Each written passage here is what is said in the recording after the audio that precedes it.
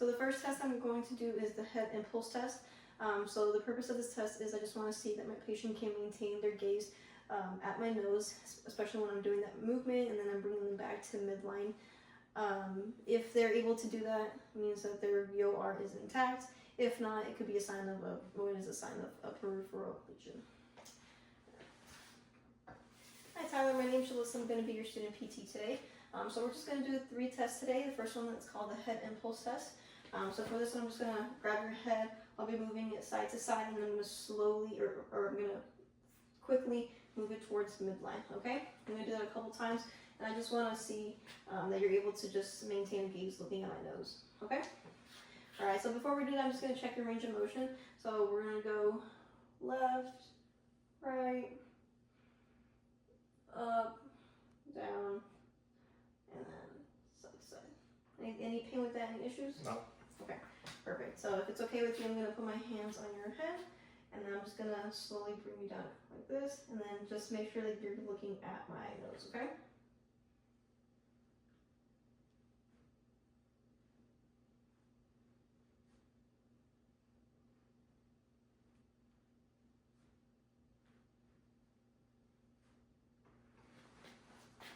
Alright.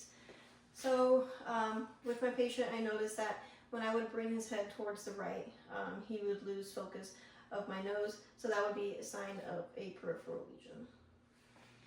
So the next test that we're going to do is a Dix-Hallpike test. So for this test, just want to see if there's any vertigo or any abnormal eye movement. So this can happen if there's any like debris floating around in the semicircular canals, which can cause that sense of vertigo.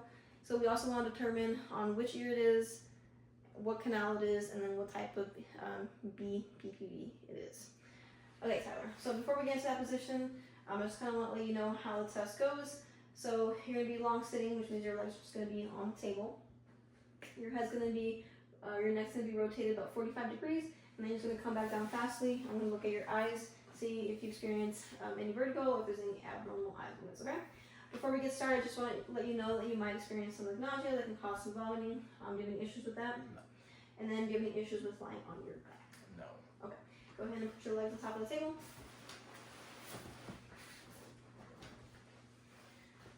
Alright, so go ahead and look towards your right.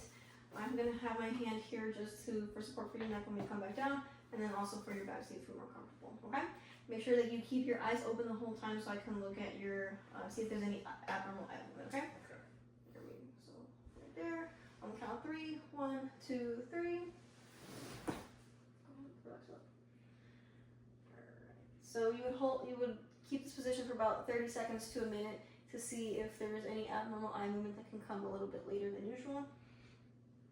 Alright, so go ahead and sit up for me. Alright, go ahead and look towards your left. We're going to do the same thing on the count of 3. 1, 2, 3. Come back down.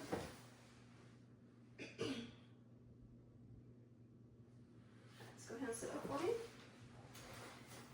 Alright, so for Tyler, he did have some torsional upbeating nystagmus on the right side. So that's when his right ear was facing towards the ground. If it was upbeating, means that it was going up towards his eyes. So that'd be that the posterior canal is involved. And so he has, and so the type of BPPV that it would be pupillithiasis, because his symptoms started the minute I put him in that position and they didn't let up. So that's why that's pupillithiasis. So the last test that we're going to do is a L3 manual muscle test related to the Asia scale. So we just want to see if quads are strong and if they're able to do knee extension. Alright, Tyler, so for this test, just going to expose your leg. I'm going to have my arm under this leg, reaching over here. I'm going to ask you to extend your leg, see if you're able to do that, okay?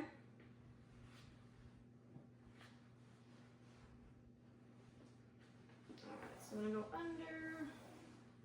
Alright, let's go ahead and extend your leg if you can, so it's going to be raising it up. Alright, so since we're not able to do that, I'm going to change the position and take gravity out of the equation. Alright, so go ahead and extend your leg. So, I'm gonna put you back in the position.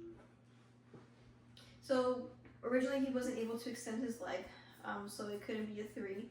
So when I took gravity out of the equation and I put him in that other position, he was able to extend his leg. So that would be a 2. If he wasn't able to extend it, but I could feel a contraction with his patellar tendon, and that would be a 1. If he tried to do the motion, but there wasn't any contraction at all, that would be a 0.